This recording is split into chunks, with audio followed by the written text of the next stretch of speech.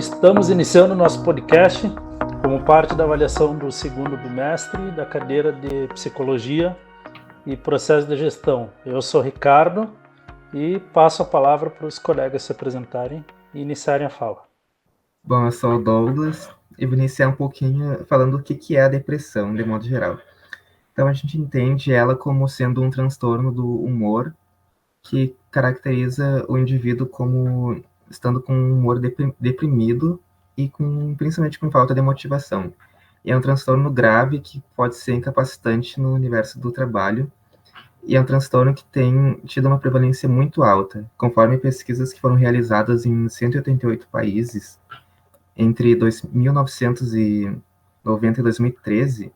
Em todo esse tempo, aumentou 53,43% o número de casos nesses países que foram realizados. Então, a gente percebe que está havendo um aumento muito relevante do número de casos de depressão nesses últimos tempos. É interessante que a gente tomou como parte do nosso trabalho a depressão no ambiente de trabalho, gerada em função do trabalho, né, Larissa? Isso, eu sou a Larissa. Então, a depressão no trabalho, ela não seria apenas um estado da alma, né? Mas ela com uma culpa moral pela traição do desejo do sujeito, pela sua rendição ao desejo do outro. Então, é bem aquela questão de, tá no trabalho, não quer decepcionar o chefe, não quer decepcionar a empresa, então dá muito mais de si do que poderia dar, né? Então, segundo o Araújo, o homem sem trabalho, ou não reconhecido em seu trabalho, ou ainda não encontrando nenhum interesse em seu trabalho, está próximo da depressão e comumente chega a este ponto de ruptura, pois o trabalho em nossa sociedade é o modo privilegiado de fazer uma obra, por menor que seja, de existir, de ter ou pensar, ter uma identidade. O trabalho é atualmente o melhor método para vencer a loucura. É bem aquela frase, né, que o trabalho dignifica o homem. Então, as pessoas correm atrás disso de forma desenfreada e sem respeitar os próprios limites, né? Bacana a fala, esse nosso início. E para contextualizar, a gente traz dois artigos. Um que fala a respeito da depressão em funcionários de banco, em bancários, e o outro que traz a depressão em enfermeiros de hospital na ala de emergência. Dentro do artigo da depressão em bancários, é que tem a frase: a depressão não seria apenas um estado da alma, mas uma culpa moral pela traição do desejo do sujeito, pela sua rendição ao desejo do outro. Para resumir essa frase, e os dois artigos englobam a mesma temática, é o abrir mão das suas expectativas do trabalho em função das expectativas do trabalho com o trabalhador. Qual é o objetivo que o trabalho pede para o trabalhador e qual é o objetivo que o trabalhador vai para o trabalho. Não sei se ficou claro, mas é o desejo que ele tem de trabalhar, que ele abre mão pelo desejo que a empresa tem em função dele. E dentro dos sintomas no banco, interessante que o texto traz que muitas vezes é pressão, é metas, é pouca afinidade entre os funcionários, por existir uma disputa. E essa disputa acaba singularizando as pessoas e não trazendo um ambiente acolhedor, um ambiente de amizade, justamente pela disputa e pela busca de metas, que esse é o interesse do trabalho. E a pessoa, quando chega no trabalho do banco, ela chega pensando numa carreira, pensa em construir uma carreira, em se realizar com esse trabalho. E é esse problema que não acontece, que acaba virando um problema para a pessoa, causando depressão. É essa desilusão com o banco em si, que inclusive traz relatos, o texto traz bastante relato dos bancários, né? Ricardo, é interessante isso que tu disse, que assim os autores entendem que, inclusive, esses trabalhadores que sofrem da depressão no trabalho, eles tiveram a sua subjetividade sequestrada, e é por isso que eles acabam se doando tanto para atingir essas metas e competir com os seus próprios colegas, né? Por causa desse sequestro da subjetividade que eles foram vítimas. O banco rouba a essência da pessoa, né? Exato. Tem um relato aqui que está no artigo que fala bem sobre o que vocês acabaram de falar, que é da Laura, né, nome fictício, arrancaram tudo meu. Aí eu entrei em depressão. Naquele dia eu fiquei 15 dias sem dormir. Meu olho ficou todo machucado. Olha, foram 8 meses. Eu fiquei muito, mas muito mal. Aí foi a depressão. Na crise eu fiquei 8 meses no meu quarto, sem sair, só paramédico, carregada, sem dirigir, fazer cocô, xixi na cama, só andava de mods. Acho que é mods. Porque não fazia mais nada. Não escovava nem os dentes. Mods absorvente. É que tá escrito assim. E tu vê como a questão da demissão impacta muito a pessoa, né? Porque o indivíduo ele acaba buscando ter essa aprovação por parte dos gestores e quando ele é demitido é como se ele não significasse mais nada para a gestão. Então, por isso acaba sendo muito impactante para a pessoa ser demitida, ainda mais quando ela se doa para a empresa. Acaba que não tem o sentimento de pertencimento, né? Exato, isso acaba agravando o sintoma da depressão, né? Exato. Exato. Bom, dentro do texto da enfermagem, a enfermagem trabalha a respeito dos problemas dentro do setor de urgência, do pronto-socorro. E os relatos trazem que um dos vários motivos que desencadeiam a depressão é a falta de estrutura física, a falta de equipamentos para trabalhar e a falta de recursos humanos, de pessoal, para dar conta do setor de enfermagem. Onde eles também, fazendo uma analogia com o banco, eles têm metas de atendimento, porque se não tiverem, não vão conseguir atender todos os pacientes no dia de trabalho, no turno de trabalho. E isso é uma das causas que elevam o número de depressão em enfermeiros. A falta de reconhecimento também, e principalmente a falta de tempo para o cuidado pela falta de pessoal. Eles não têm um cuidado maior com o paciente porque falta pessoal e eles têm metas de atendimento. Também eu acho que o texto tem algumas falas do pessoal da enfermagem. Tem uma fala exatamente sobre isso que tu falou, que é: me sinto frustrada, aborrecida, pois o que a gente consegue fazer pelo paciente com as condições que a instituição nos dá é muito pouco. Seja pela carga horária, parece que alguma coisa fica suspensa, não há continuidade no serviço.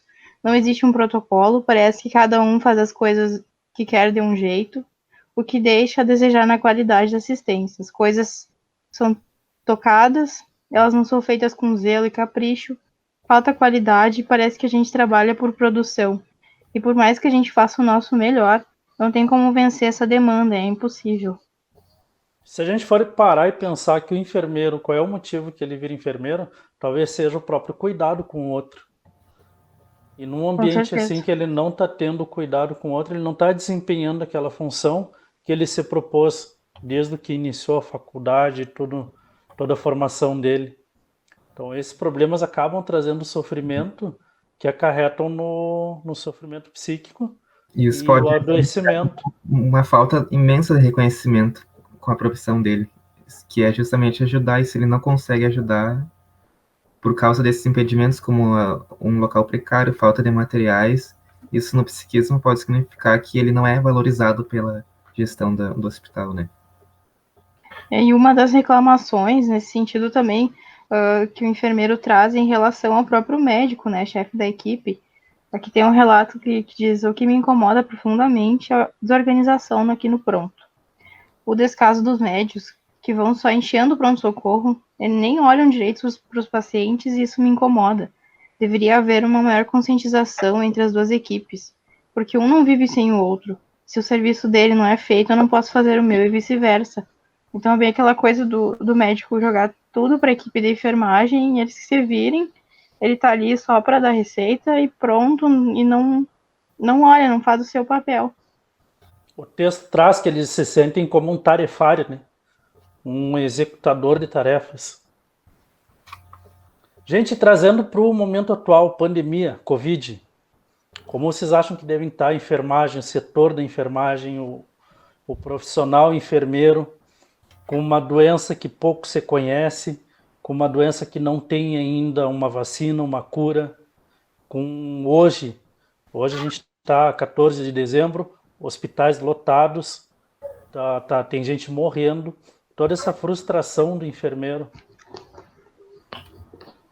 Eu acho que deve ser algo bem penoso, né? Eu acho que o enfermeiro e tantos outros profissionais também no ramo da saúde estão muito sobrecarregados, passando por um nível de estresse absurdo, vendo seus colegas ficarem doentes também nesse período, às vezes até colegas falecerem também, além dos pacientes, né? Aquele medo de voltar para casa, contaminar os parentes em casa. Eu acho que o profissional da saúde nunca precisou tanto de um olhar, né, de empatia e de ajuda, né, de todos nós.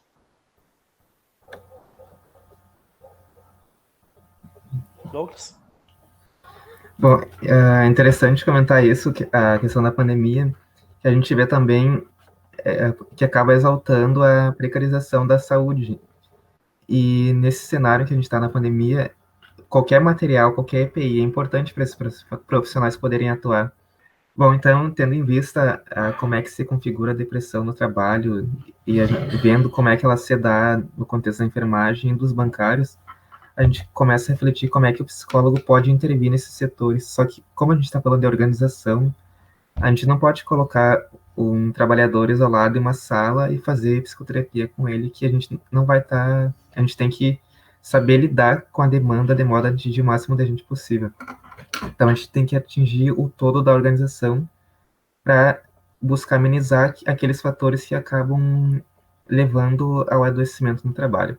Então, como a gente entende que um dos principais fatores da depressão é a falta de reconhecimento, é importante que a gente possa trabalhar com os gestores no sentido de que eles possam entender o quão importante para a manutenção da saúde do trabalhador é o reconhecimento e o feedback para eles entenderem que eles têm papel naquela empresa e que eles não são simplesmente um objeto que está lá para dar lucro. Isso acaba sendo bom para a empresa, que o trabalhador pode melhorar como pessoa e como profissional, mas também acaba promovendo saúde, porque ele é reconhecido, e o reconhecimento é um fator crucial para o processo de saúde e doença no trabalho.